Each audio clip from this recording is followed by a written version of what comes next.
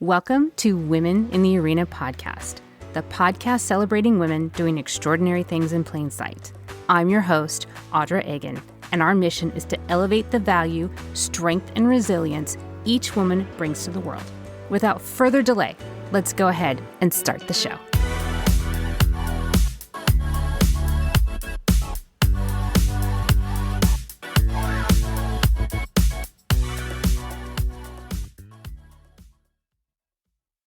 Welcome in, everyone, and thank you so much for joining me again this week. This week, we are finishing our part 3 of our series on investing and why it's important, why you should do it, and how you should do it.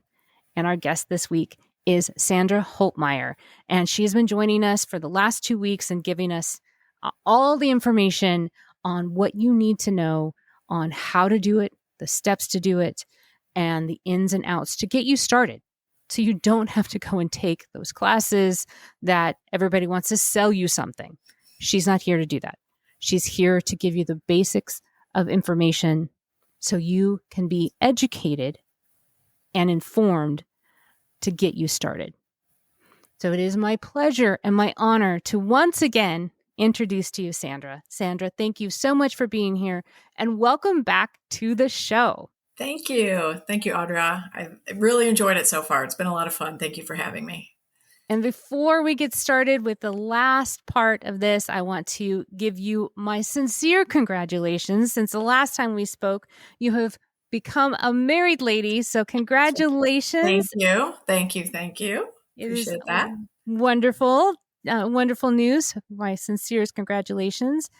And this week is going to be a lot of fun. This is a super interesting topics of the misconceptions of this industry of investing and flipping and home buying and all of that. So tell us some of the misconceptions that we often hear about this industry. Absolutely. I think the first one and the scariest one for people is they think they have to have a lot of their own money. And I thought that too. Before I started, I thought real estate investors were these rich guys, Dale Carnegie, Rockefeller, those kind of guys.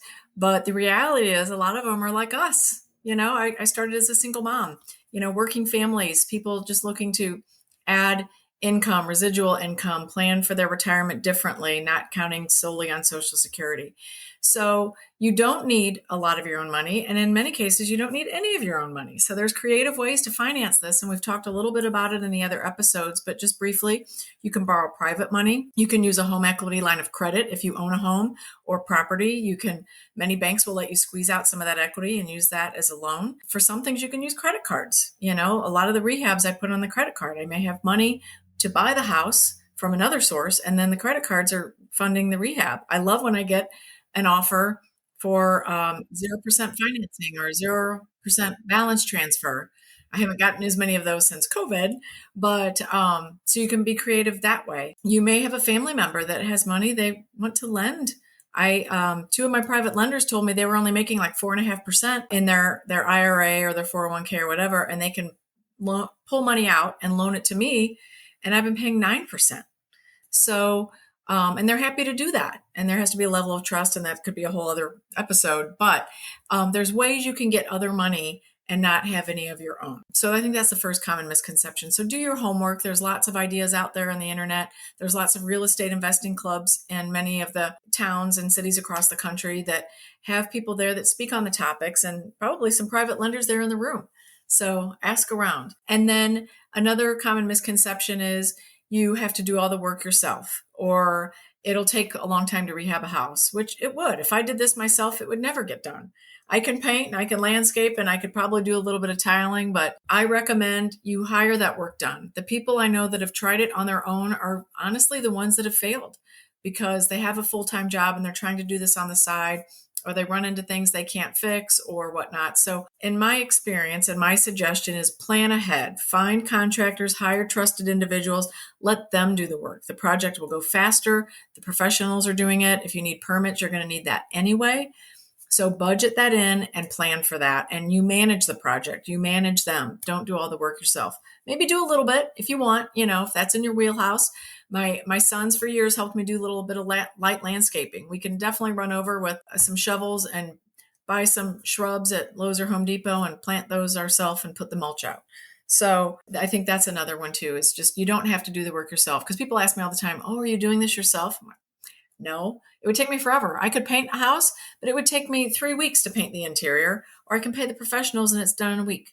I think those are the two biggest ones. When it comes to the market, I hear people saying, oh, we're up for a market crash, or, real estate prices are going to come down. I'm going to wait to buy until prices come down. Well, if you've been paying attention on Facebook, I see memes flying around all the time. If you would have waited in the 70s for rates to come down, when interest rates were at 16, 18%, when my parents bought one of their homes years ago when I was a kid, you would have waited until the 90s for that to come down, or in the early 2000s. So home prices aren't going to come down. Rates will change, and you may see a little variability in home prices, but think about where you're living right now. Is that really going to be worth less? Really?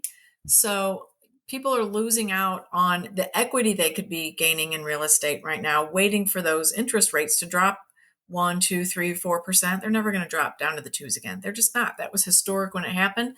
The 3s were historic. It was great, but everybody got really spoiled really quick.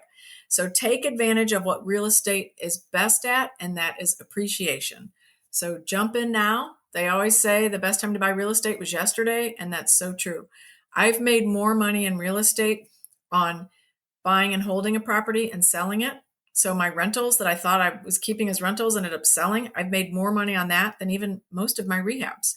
So holding real estate is really where it's at. And read Dale Carnegie and all the big gurus out there, they're going to say the same thing. Single family homes, holding real estate, equity, appreciation.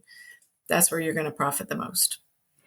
Well, let's talk about the market. Let's talk about where we think it's heading. And we'll talk about recently the Fed came out and made some comments, because there's been lots of speculation about where we think the market is heading.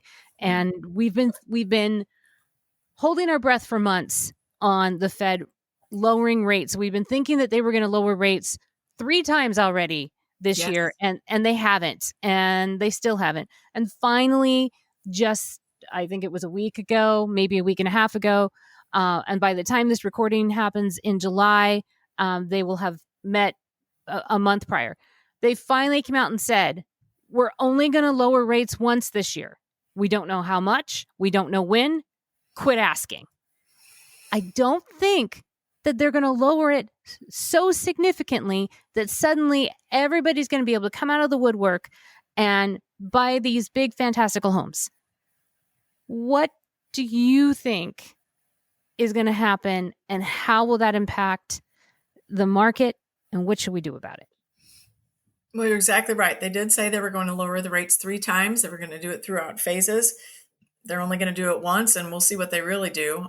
It is an election year, so that always adds a very interesting dynamic. I believe the prevailing party, who's in office now, they're going to want to be reelected. So they're going to do something before election time to make Americans happy. And I think if they lower rates, it will be probably in October. I'm just guessing based on looking back at history and what my financial experts are telling me they're predicting. I checked today, mortgage rates are 6.8%. They've been dancing around the high 6s, 7% most of the year. And that's been the historical average for the last over 30 years. When I bought my first house, I paid 7.6% interest, so it's not unheard of. We just got used to those 2s and 3s. So I think it will be before the election, probably fall. And I think the most they would go down is maybe 1.5%. I just really can't see them getting down below 5. I really can't. I mean, there's too many other economic factors that play into that. I mean, we've got worldwide factors happening right now, the war in the Mideast and things like that. So I predict they'll come down to probably around 6%, maybe high 5s in October. So let's see if I'm right. Anybody's betting out there. Yeah, I think you're right. I really do think you're right, because of my background, what I do for a living. You cannot lower rates too quickly, because then you have the reverse effect. you have a market crash. I know that people think, oh, let's just lower rates. And you cannot do that because it just makes the market sink. And that's a problem too. It's just, this is a tricky time. It's a very tricky time. I will bring to people's attention that I don't think that many people are aware that there is a ton of grant money out there, a lot of it. And it's not all for first-time homebuyers. There's a lot of grant money out there that's been brought to my attention that is for investment properties, that is just sitting there. All they have to do is dig. Have you used any grant money to buy investment properties? I've not used grant money. I have worked with some tax abated properties. I'm in the St. Louis market, and the city of St. Louis does have quite a few initiatives going, trying to revitalize a lot of these areas and even some of the older areas, not just the city of St. Louis, but there's abatement money that's available. And that's usually a really good deal. But no, I've not used grant money. So we'll have to connect on that because I'm looking for more investment properties. So I would love to learn more about the grants myself. Yeah, I was just brought to my attention on a whole new program on how to get access to grant money. And so that's for all different types of property. So it's out there. And a lot of it goes unused because people don't know how to access it because it's all over the place. Mm-hmm. So there is access to funds. So once again, the whole reason that we started this series to begin with is because real estate is still the pathway to financial freedom. It still is, regardless of interest rates, regardless of the rising cost of housing, because rent isn't getting any cheaper. It just isn't. I'm still stunned that both of my children pay more in rent than what our mortgage is right now. I know. It still stuns me. Yeah. I mean, the whole time I've been a landlord, so now for almost 8 years, that's almost always been the case. And, a lot of people criticize landlords for that. But I personally, when I'm setting my rent prices, I keep them below market rate. So I don't, charge top dollar and whatnot. Landlords have, repair costs and taxes and things like that they're paying that the homeowner would pay their mortgage plus those items.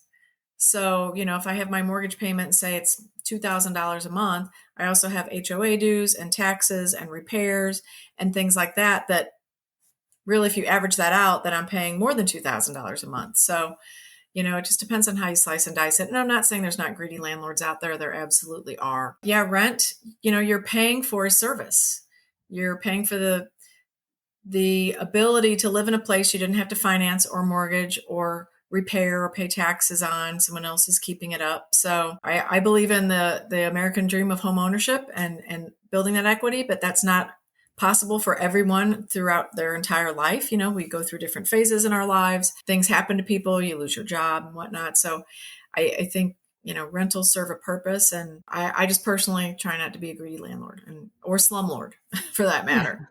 So, but you're right. Rent is not cheap and the rents have gone up more than they should. I've not kept up with market rate because I think it's too high. I have some properties that I could probably, the average is $200 to $300 more a month than I charge, but I don't need to charge that, so I can still cash flow and give someone a good home to live in and not rake them over the coals. What I would say to everybody is go back, listen to the beginning of this series, take notes. You can start in this industry. You can do it with little to no money.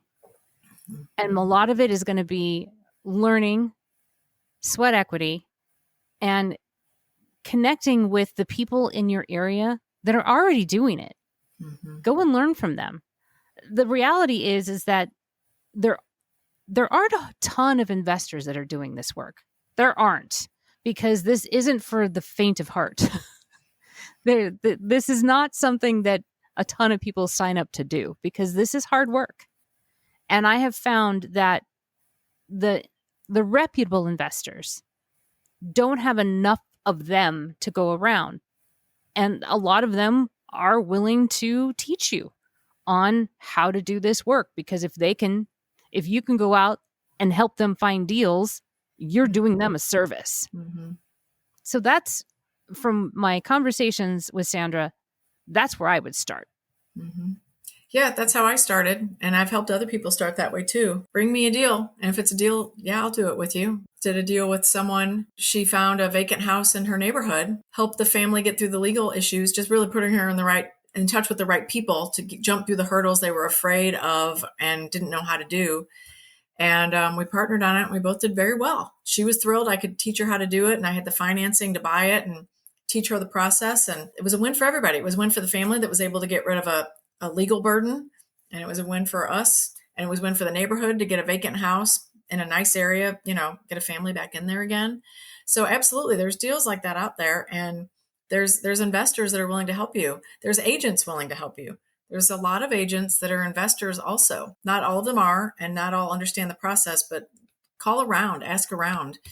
There's a lot of real estate agents that can really be a great partner.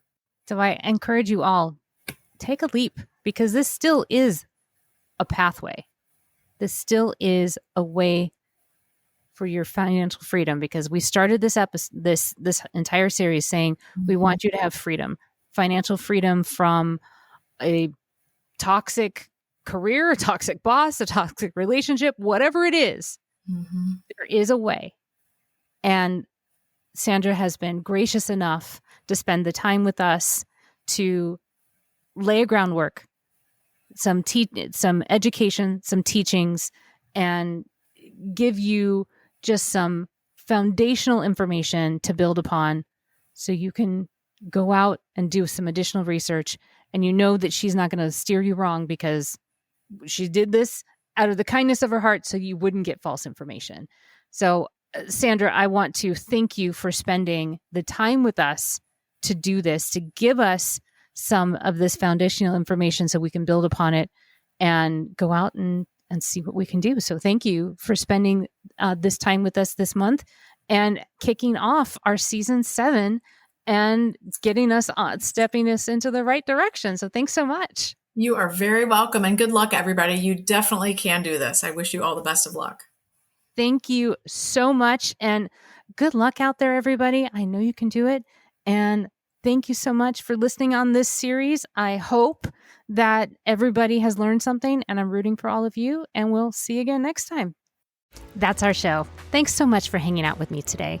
It is my pleasure to be the ambassador of these women's stories. It is my hope that they inspire, that maybe they educate, and above all, that they make you feel like you're not so alone in this big world of ours.